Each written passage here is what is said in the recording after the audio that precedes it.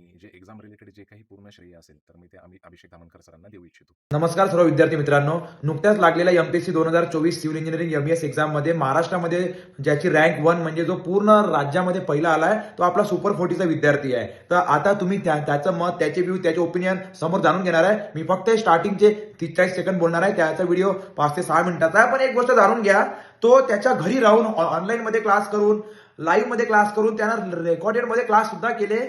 त्यानं तिथं घरी बसून रँक 1 काढली आहे. म्हणजे ज्याला त्याच्या जीवनामध्ये यश पाहिजे, ज्याच्यामध्ये मेहनत करण्याची ताकद आहे, जो कधी कोणती गोष्ट सोडत नाही, तो त्या ताकदीने, त्या जिद्दीने मेहनत करते, त्याला यश मिळते. आणि जे लोक रिझन देतात, जे लोक 10 प्रकारचे कारण शोधतात, ज्यांना असं वाटते की एकदम भल्या मोठ्या शहरात गेल्यावर, तिथं काही वर्ष घालवल्यावर सिलेक्शन, तर हे आता हे गोष्ट सत्य नाही आहे. कारण खूप चांगले चांगले टीचर आज तुमच्या घरापर्यंत, तुमच्या मोबाईल पर्यंत तुमच्या जवळ येत आहे. तुम्हाला फक्त त्यांचा हात पकडून, त्यांचा सहारा घेऊन तुम्हाला तुमची नाव किनाऱ्यावर लावता आली पाहिजे. आता हे नाव किनाऱ्यावर लावणं म्हणजे काय आहे? ज्यांना खरंच स्पर्धा परीक्षेमध्ये यश काढायचं आहे, तर ते त्यांच्या घरी बसून घरची चटणी भाकर खाऊन सुद्धा मेहनत करू शकतात. आता जो हा तुम्ही बेटा व्हिडिओ पाहणार आहे, त्या विद्यार्थ्याचं नाव आहे निखिल वाघ म्हणून. त्यानं याच्या पहिले 3-4 वर्ष सिव्हिल सर्व्हिस केलं. ते नाही झालं तर त्यानं इकडे आला, इथं 7-8 महिने, 1 वर्ष ताकद लावली आणि 2024च्या परीक्षेमध्ये त्यानं महाराष्ट्रात रँक 1 काढली. मला आज हे सांगतानाही खूप चांगलं वाटत आहे की आज मुलं घरी बसून लाईव्ह मध्ये क्लास बघून सुद्धा, ऑफलाईन रेकॉर्डेड करून ते रँक काढत आहे. आता ज्या ज्या विद्यार्थ्यांना वाटतं असं की आता आपण छोट्या मोठ्या प्लेसवरून, एखाद्या लहानसहान शहरातून डिग्री केली, आता आपण मोठ्या शहरामध्ये जाऊन तयारी करू, तर हा भ्रम तुमच्या डोक्यातून काढून द्या. कारण तुम्हाला नाही माहित की महाराष्ट्रातल्या कोणत्या कोपऱ्यात, कोणत्या गावात बसून तुम्हाला टक्कर द्यासाठी कोणी चांगल्या माणसासोबत तयारी करत आहे. तर हा पूर्ण समोरचा व्हिडिओ तुम्ही त्याचा पाहा. पण म्हणजे, आणि मी हे जे स्टार्टिंगला जे तुम्हाला सांगितलं ते यासाठी की मेहनत करनेवाला कुठूनही करते. तो अजून तुम्ही या जागी या, अमरावतीला या, ऑफलाईन क्लास करा. मी कधी हे पण नाही म्हणत, जर तुम्हाला शिकायचं आहे, तुमची इच्छा आहे, तुम्ही या. जर नाही येणार आहोत, तुम्ही घरी बसून लाईव्ह मध्ये क्लास बघा, रेकॉर्ड बघा, पण मेहनत करा. आता 2025 मध्ये सुद्धा एकदम ताकदनं दाबून जागा आहे. तर याच्यासाठी पण बेटा आपण चांगली ताकदनं दाबूनच मेहनत घेऊन करून. आता बेटा हे म्हणजे ताकदनं मेहनत करणं म्हणजे काय? जिद्द लावून मेहनत करणं. जर कोणी 10 दिवस स्टडी करणे थकते, आपण जोपर्यंत परीक्षा होत नाही तोपर्यंत पूर्ण ताकद लावतो आणि प्रत्येक विद्यार्थ्याला हे शिकवतो. बाकी तर तुम्हाला माहितच आहे, तुम्ही आपल्या सुपर 40च्या अमरावतीच्या ऍपवर जाऊन भरपूर सारे असे क्लास बघू शकता. तुम्हाला टीचिंग मधली काय वेगळेपणा आहे, काय युनिकनेस आहे, हे सुद्धा समजणार.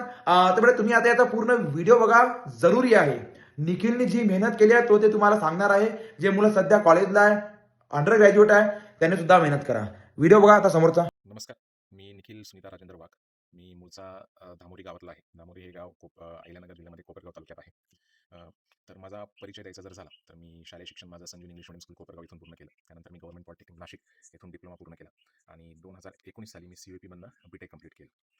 त्यानंतर मी UPSCचं प्रिपरेशन केलं 4 वर्ष. मला काही त्यात यश आलं नाही. त्यानंतर मी इकडे शिफ्ट झालो. सांगितल्याप्रमाणे माझ्या यशाचं श्रेय मी माझी आई, माझे काका, माझे मामा आणि मित्रपरिवार यांना देऊ इच्छितो. आणि जे एक्झाम रिलेटेड जे काही पूर्ण श्रेय असेल, तर मी ते अभिषेक धामणकर सरांना देऊ इच्छितो. 2023ची जी मेन्स होती, त्यावेळी मला 4.5 ते 5 महिन्याचा वेळ भेटलेला होता. त्याच्या आधी मी 4 वर्ष इंजिनिअरिंगचं काही प्रिपरेशन केलेलं नव्हतं. 2023चा माझा जो अटेम्प्ट होता पेपर वनला तो होता अराउंड 170 मार्क्स and पेपर 2ला 200 marks. The score which I got was I think 100 marks in paper 1 and 99 marks in paper 2.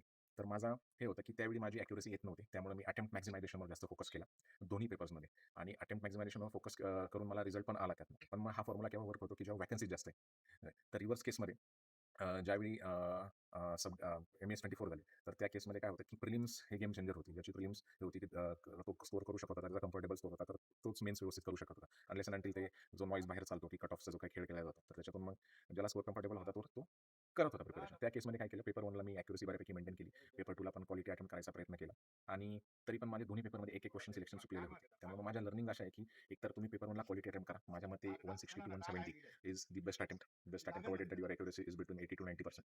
Second पेपरमध्ये की ॲव्हरेज आन्सर्स तुम्ही प्रत्येक प्रश्नाला लिहा, जेणेकरून सगळं, आणि मल्टिपल डायमेन्शन्स कव्हर करा, कारण की मोस्ट ऑफ थेरोटिकल्स पेपर येतो. त्यामुळे काय होईल की मल्टिपल डायमेन्शन्स तुमचे यातून ॲड्रेस होणार आहेत. हे काय. त्यानंतर सांगायचं झालं तर सुपर 40चं मला फीडबॅक असा आहे मला सुपर 40चा की ह्या एक्झामसाठी काही गोष्टी लागतात. एक तर कंटेंट लागतं, दुसरा एक ॲनालिटिकल अप्रोच लागतो, तिसरं आन्सर रायटिंग ची प्रॅक्टिस लागते, त्यानंतर स्पीड लागतो, तुम्ही सायकोलॉजिकल किंवा मोटिवेशनल सपोर्ट पण आपल्याला लागतो. आणि त्यानंतर मग एक रॅशनल वे MPSC स्टँडर्डचे पेपर्स टेस्ट सिरीज, आणि त्यानंतर मग त्या स्टँडर्ड्सचं चेकिंग लागतं. मग त्यामुळे मग हे अंडर वन रूफ तुम्हाला जर पाहिजे असेल, तर मग सुपर 40 ही माझ्या according is the best option that is available in the market. सांगायचं जर झालं तर कंटेंटच्या रिलेटेड सर स्वतः IAS राहून गेलेले आहेत. He knows what content is to be given to the students and what is to be written in the exam hall. त्यामुळे कंटेंट बाबतीत तुम्ही 100% शुअर राहा, की कंटेंट तुम्हाला जे भेटणार आहे, तर ते फुल प्रूफ भेटणार आहे. Second is the analytical approach. Sir जेव्हा शिकवायचे जे पेपर वनचे जे स्ट्रक्चरचे जे सब्जेक्ट्स असतील, त्यामध्ये मल्टिपल व्हरायटीजचे क्वेश्चन सर कव्हर करून घ्यायचे. त्याची डिफिकल्टी लेवल आता आमची तर पहिलीच बॅच होती. त्यामुळे मग की across all length, breadth and depth सरांनी काही विचारच केला नव्हता, की एवढ्या डीप सरांनी शिकवलेलं होतं. त्यामुळे मग की त्याच्या बाबतीत तुम्ही निश्चिंत राहा, की नाही बा तुम्हाला एनालिटिकल अप्रोच पण तुमचा चांगला डेव्हलप होईल. Third is the answer writing and speed, की जेव्हा तुम्ही हा विचार करता, की तुमची रेस ही टाईमसोबत असते पेपर लिहिताना. त्यामुळे सर मोस्ट ऑफ पेपर 2 बद्दल बोलायचं झालं तर सर मोस्ट ऑफ टाईम हे डिक्टेटच करतात. डिक्टेट केल्यानंतर मग तुमचं काय होतं, की तुमचं एक फ्लो येतो आन्सर रायटिंगमध्ये तुम्हाला. त्यामुळे तुम्हाला वेगळं काहीतरी करायला लागत नाही. माझ्या केसमध्ये तर मी गॉड गिफ्टेड होतो स्पीडने, त्यामुळे मला काही एवढं हे नव्हतं. पण तुम्ही ती जर प्रॅक्टिस तशी तुमची ती सायमल्टेनियसली होऊ शकते. सायकॉलॉजिकल सपोर्ट किंवा इमोशनल सपोर्टची जर गोष्ट जर केली, तर सरांची जर्नी इटसेल्फ इन्स्पायरिंग राहिलेली आहे. ज्यांनी 2023-2024ला बॅच केलेला आहे, तर मी त्यांना कळत असेल की मी काय बोलतो आहे. 2025च्या बॅचला पण सर सांगतीलच की कशी त्यांची जर्नी राहिलेली आहे. डिस्पाईट ऑल ऑड्स की sir was at a good place at an reputed position in government of India. But की कुठेतरी त्यांना त्यांचं पॅशन असेल किंवा त्यांची हॉबी जी टीचिंगची आहे, ती त्यांना जोपासायची होती. म्हणून त्यांनी मग ही फील्ड चूज केली आणि की आम्ही त्याच्यासाठी जरी मी असं म्हणेल की आमचेच नाही तर ते आमच्या आई-वडिलांचे पण स्वप्न पूर्ण करतायत. त्यामुळे मग big hats off to you sir. आणि शेवटचं हां, टेस्ट सीरीजबद्दल बोलायचं झालं तर मी वैयक्तिक काय टेस्ट सीरीज दिलेल्या नव्हत्या कारण माझ्याकडे टाईमच नव्हता.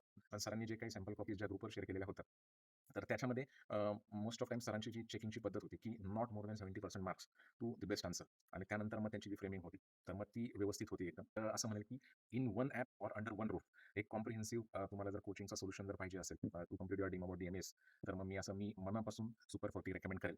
सरांचं अजून मला एक सांगणं होतं की जे ऑलरेडी 3rd और 4th इयरला आहेत, तर त्यांच्यासाठी काहीतरी तुम्ही सांगा. तर मग त्याच्यासाठी मी असं म्हणेल की तुमचा कॉलेजचा आता आमचा कॉलेजचा स्वतः सिलेबस होता ऑटोनॉमस कॉलेज असल्यामुळे, तर मग तुमच्या युनिव्हर्सिटीचा किंवा कॉलेजचा जो तुमचा सिलेबस असेल आणि एम-पी-एस-सीचा सिलेबस आहे, ॲटलीस्ट ते सब्जेक्ट्स तुम्ही ब्रीफ लेव्हलला तरी करून घ्या. जेणेकरून तुम्हाला एक कॉन्फिडन्स राहील आणि मग वेदर टू मग नंतर तुम्हाला जॉइन करायचं असेल, तर तुम्ही सुपर 40 जॉइन करू शकता आणि मला असं वाटतं की तुम्ही जॉइन करावं आणि त्यानंतर मग तुमची डिटेल कोचिंग तर होऊनच जाईल.